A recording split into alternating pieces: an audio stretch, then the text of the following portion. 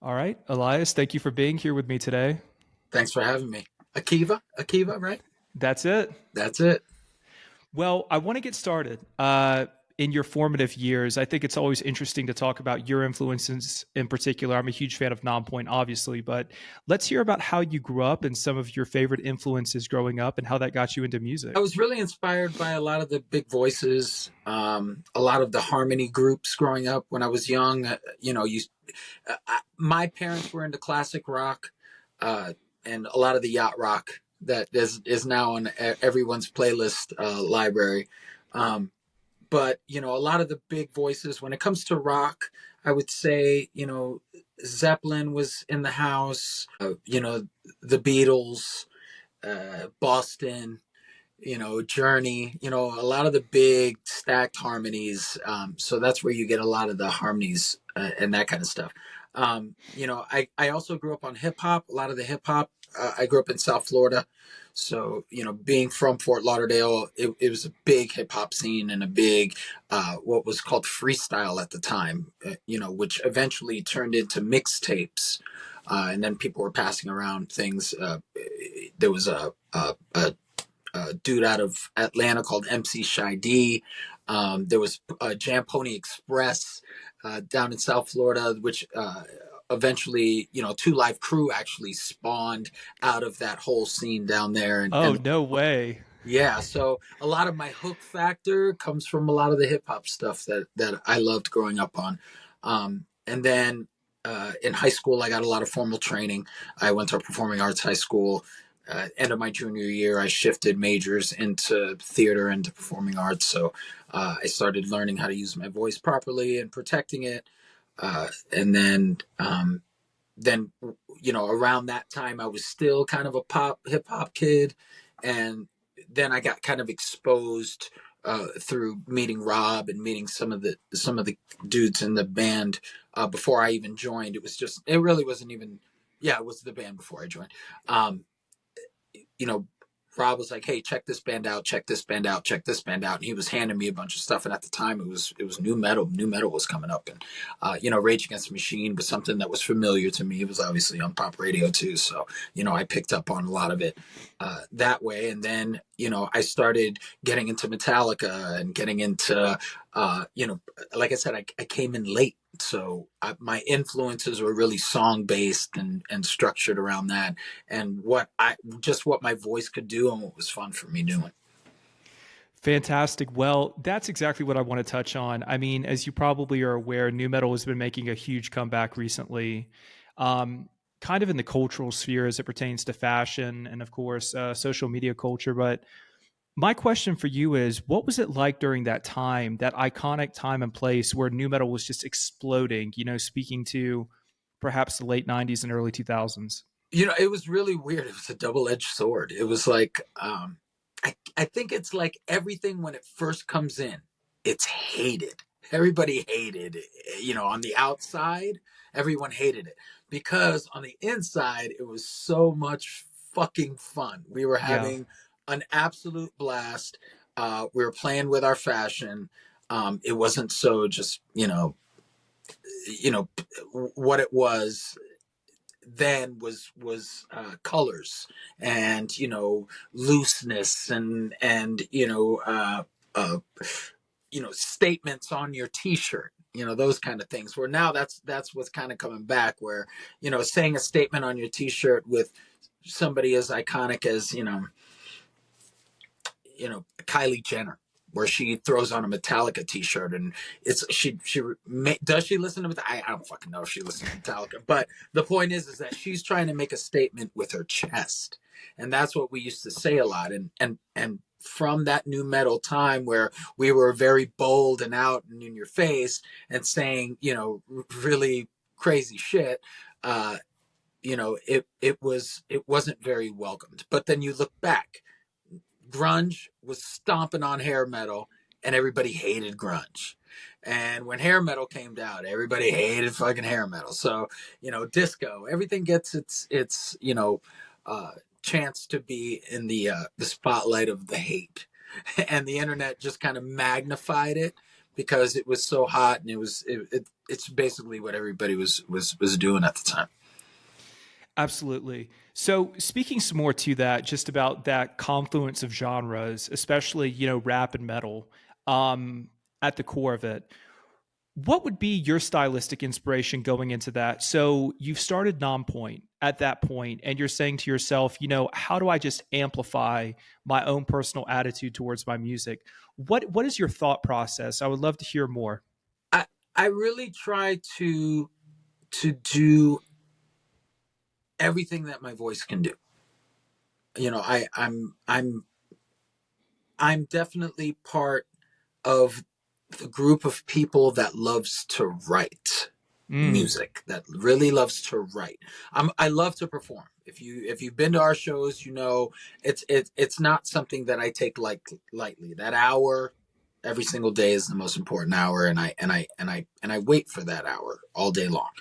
Um, but when it comes to music and it comes to making music, it, there's people that want to make all the time, and I want to make all the time. mm, And when you want to do that, there's all sorts of different types of music coming at you, and I love all sorts of music. My likes go from Chris Stapleton to Amy Winehouse to Bruno Mars, and Silk Sonic, and to Wu Tang, and to Griselda, and just it goes everywhere. So my voice wants to play all those games. So I'll hear something in music that inspires me to turn on my screaming, or I just have to rap over it, or it's just I want to stack nothing but vocals on it because it reminds me of this part in this Christopher Cross song from the 70s, that I remember this first, seventh, ninth harmony that I really been waiting to fucking use, that now all of a sudden I have a place to put it. So when it comes to what I'm doing with our music, and what I'm trying to do with the vocal side of it, is do it all, almost like Kendrick Lamar. If you listen to mm. a Kendrick Lamar record, you know I hope this doesn't make people shut this off, but just hear me out. Hear me out here. And I got to say this about Doja Cat too. I know I'm going to get so much fucking hate in the comments, so I'm glad. No. I'm glad. I hope it comes. When it comes to people like those two artists, there's something that I notice about how free they are in their creative process, where I can literally say, when it comes to the rap game, very few do everything that Kendrick Lamar does. And when it comes to the pop game, I have to say, I'm going to die on this fucking hill. Is the top pop artist right now, because she raps as good as all the best rappers. She dances as good as all the best dancers. She sings better than, just as good as all the best singers. She writes her own music, writes her own beats, plays with classic styles, plays with new cute styles. There's so many layers to what that woman does. I revel in it. I really honestly do. And then when it comes to people like, and I say this a lot too, and I use this artist in the rock world, people like Circa Survive. Oh. That band is just different. And no one can do that. No one else can do that. Circa does Circa better than anyone can ever try to do that style. That's what makes them so great. And what I'm trying to do with Nonpoint is somehow, even through all our joking and all our fun and all our bounce, my band is about what we say and how we thump, Mm. basically. We put a groove in a room, and then I push everybody aside, walk up onto my fucking, soapbox, and I go. And that's what I'm trying to do. I'm trying to either stand you up, sit you down, wake you up, or give you perspective. And it means perspective of emotion, perspective of word, perspective of self. There's so much that I get to play with. I don't want to just do one thing. So it loses some people, and honestly I don't give a fuck. But it's about me getting all of this yap that I got. Today's show is sponsored by BetterHelp. Hey everyone, it's Akiva here, and before we dive into today's episode, I want to take a moment to talk about something incredibly important: mental health. BetterHelp's mission is to make therapy accessible and affordable for everyone, breaking down the barriers that often make finding the right therapist so daunting. With BetterHelp, it's all online, making it easier to start your therapy journey from the comfort of your own space. On my creative journey as an artist and designer, I faced my fair share of challenges. I've always believed in the transformative power of therapy to provide perspective and tools for dealing with life's hurdles. Signing up is straightforward. Head over to BetterHelp, that's HELP.com/Akiva Alpert. When you use this link, not only do you support our show, but you also get 10% off your first month. BetterHelp understands that the therapist-client relationship is crucial. So if you feel the need to change therapists for any reason, you can do so easily and without extra charges. Thank you, BetterHelp, for supporting our community and making mental health care more accessible. Visit BetterHelp, that's better, HELP.com/Akiva Alpert, or click the link in our show description. Get out. I love the way you articulated that. Thanks. Of course. No, it's so interesting. Shout out to Doja. Actually, yeah, no, absolutely. Shout out to Doja Cat and Circus Survive, two For deep real. cuts. I actually, my sentiment is in agreement with you. I understand both of those acts, and Circus Survive in particular. Elias, I'd like to touch on, since we're speaking to stage performance, your approach, because, I could imagine seeing, and I've yet to see Bullet with a Name live, and I would love to, but I would love to hear just your approach to stage performances and if there's any nuances that kind of go through your head as you approach it. Well, you have to be careful about what you're doing when you step out on stage. And when I'm careful. I'm just careful. I understand that the energy that I'm getting back from the audience is tangible. So I'm going to have to grip it and wield it in a way that doesn't, make people feel yanked, but makes them feel like they want to race for me, that kind of thing. So once, and I do this with my songwriting, once I'm going, that's it. Once I'm going, and I say this with the guys when they're writing their music, it's like, why not just let my band write what they want to write, how they want to write it, and then from there, I know that they're galloping hard, right? They're going. So I can then jump into that momentum and then help inspire more inspiration to that. And the same thing goes with the show is I'll get out there and I'll see what I'm dealing with. Everybody says, oh, the Nonpoint show is always great and it's always the same every time. And it's not.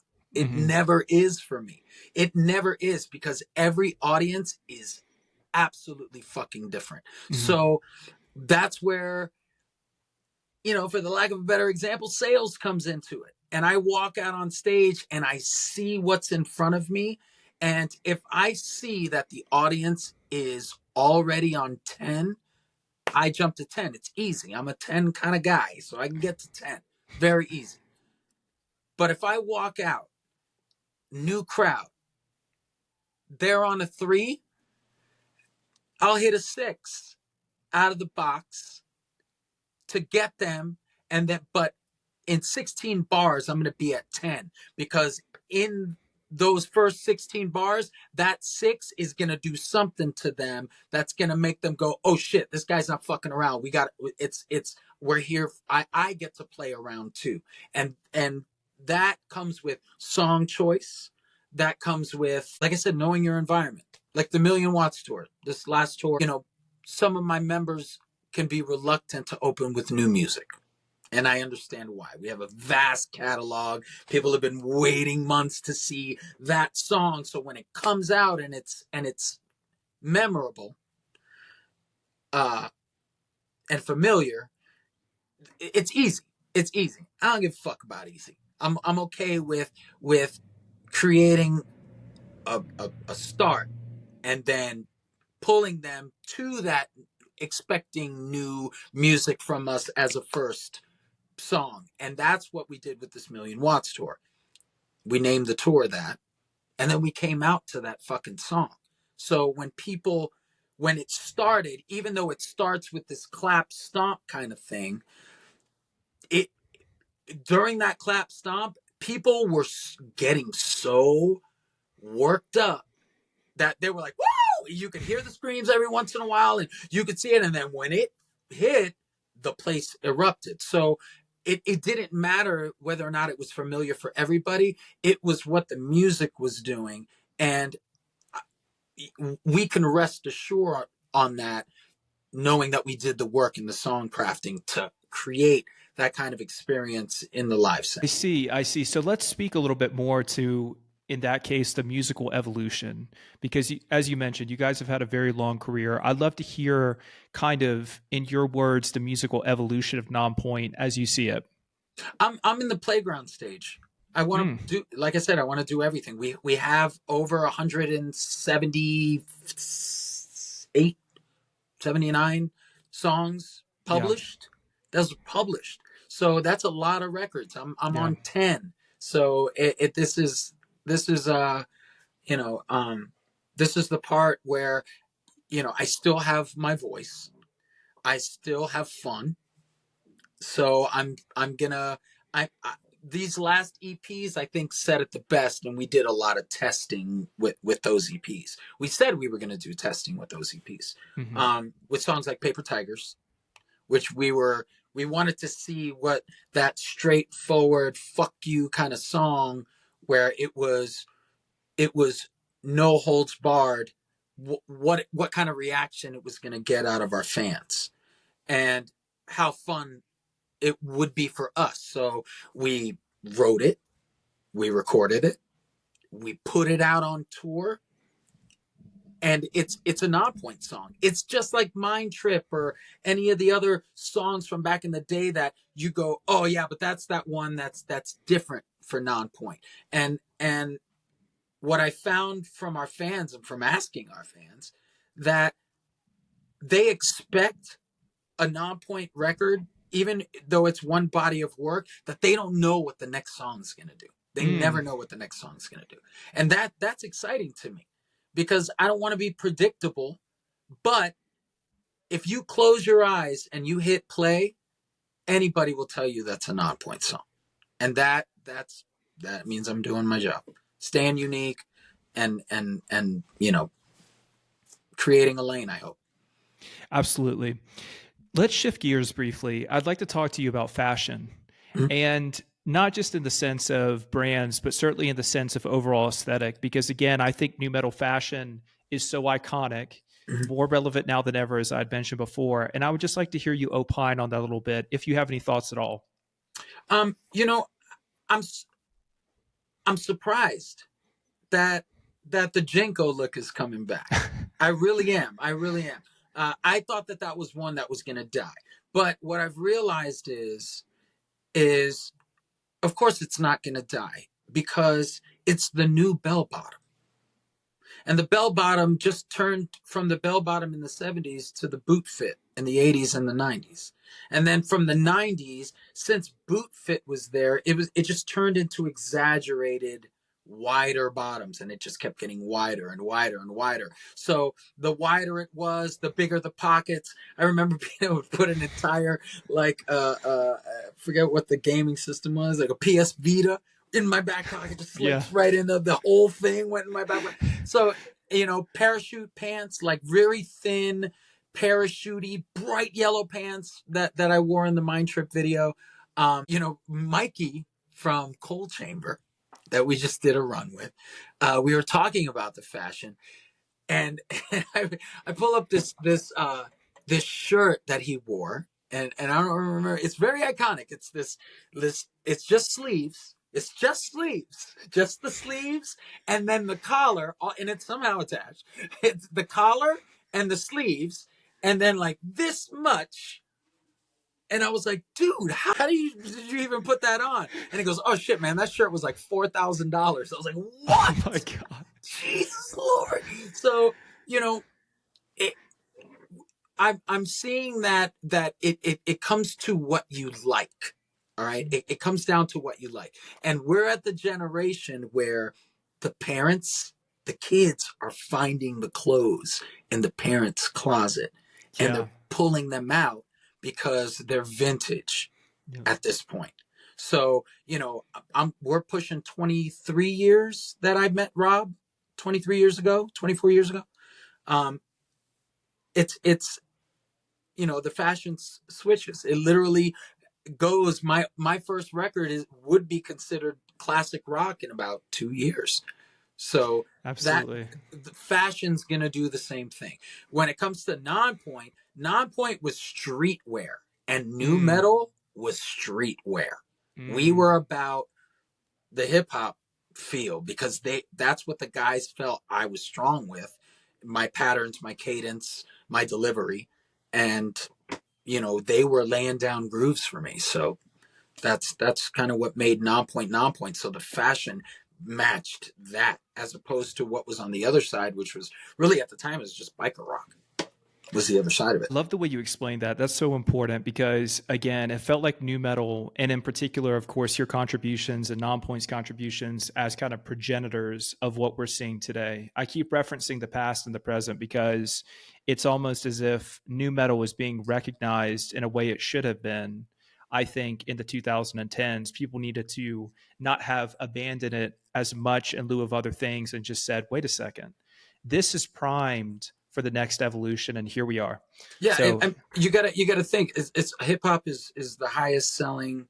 mhm, Outside of Taylor Swift, there's it's all around hip hop and R&B rhythms right now. So I listen to the new up and coming bands, and if I muted all the music, they're singing R&B mhm. melodies. Fred Archambault, our producer, 2 records ago, was saying the same thing. He's like, man, this is what you guys are good at. It's coming. So it just what we do that sets us apart. It's more about the music, what we do. Could you speak a little bit more to R&B influence? Hey everyone, Akiva here. Today I'm thrilled to introduce you to a revolutionary tool that's changing the game for artists and designers everywhere, the Muse 2 headband. So what exactly is Muse 2? It's a cutting-edge headband equipped with advanced EEG technology designed to monitor your brain's activity. This isn't science fiction, it's a real tangible tool that tracks how well you focus, sleep, and recharge. By providing real-time feedback on your brain's activity, Muse 2 guides you through meditation sessions, helping you understand and improve your mental state. It's like having a personal trainer, but for your brain, ensuring you're always in the optimal state for creativity and productivity. Imagine reducing your stress, feeling more calm and relaxed, and enjoying a boost in focus and clarity. Muse 2's EEG sleep support technology has been shown to improve sleep quality. That means waking up refreshed, recharged, and ready to conquer the creative challenges of the day. It's backed by the best, renowned institutions like Harvard, NASA, and the Mayo Clinic, not to mention over 200 published research studies. And because I believe in the transformative power of Muse 2, I've partnered with them to offer you an exclusive 15% discount. Just use my code at choosemuse.com/Akiva Alpert and start your journey towards enhanced focus, creativity, and well-being today. Influences in particular, because that's something you've mentioned in the past as well. Maybe your particular R&B influences, because I'm a huge fan of R&B as well. I don't know many artists from the past, but certainly in the two. If you could speak on that. Yeah, it's the runs, man. It's the runs. It's all the chord structures and how they you know they lay down a feeling, Hmm. and then that feeling in a verse will take you to the end of the verse, and the end of the verse is coming. You can feel it coming with the chord structure, and then it lifts you up and drops you in, every single time. And that's R&B is rhythm and blues, and it's blues chords and blues structures that Black Sabbath and Zepp and all these people that metal eventually came out of. That's where that came from, is those chord structures. And those chord structures are what inherently just feel good to us, because there's a standard Mm-hmm. for a reason. There's drum standards, there's musical standards, because a G goes great into a B, and A's go great into F sharps, and it's like that kind of understanding of what music should be doing. And then you take proficiency, like your your kill switch engages, where you see the work here, but it's all that's it's all it's they're playing in rhythm and blues chords. They're just slipping a minor, adding a diminished. But it's that feel. It's that A B A B C B A B A B C B A B. It's that rhythm. That's part of that. They take the rhythm out of it and then switch around the blues a little bit to make it fucking metal. And that's what I love about it, because I can spit over that, I can sing over that, I can stack over that, I can scream over that.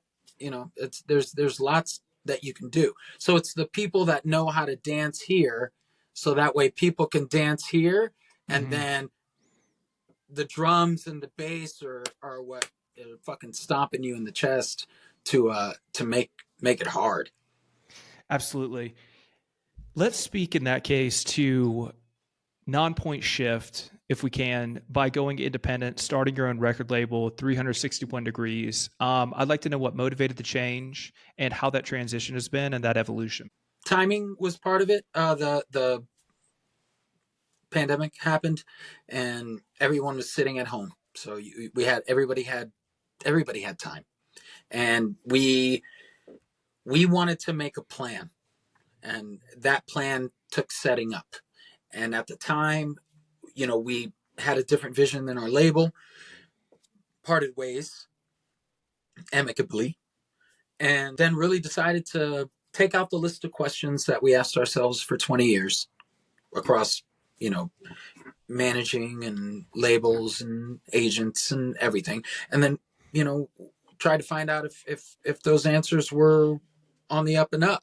And then we would find this one was what we expected, and yeah, they were dealing with the same shit. So but then other ones, I realized that, hey, maybe we could have done something different here, because we found success trying that out.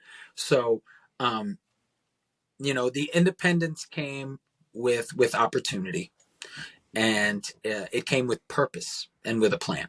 So it wasn't like I was going to take the previous 18 years and just decide to throw it to a whim and, hey, I can figure this out. No, I built teams, and I still had an agent, and I still had a radio staff, and I knew that there were working parts, that if I wanted to do this seriously, and the band knew this, that we were going to need to build a smart team that actually did it. So we Mm-hmm. got ex label people, and people that used to work for E1, and people that used to work for BMI, and people that used to work for other labels, and they all kind of assisted us to make sure that we didn't make any mistakes, because they wanted us to win too.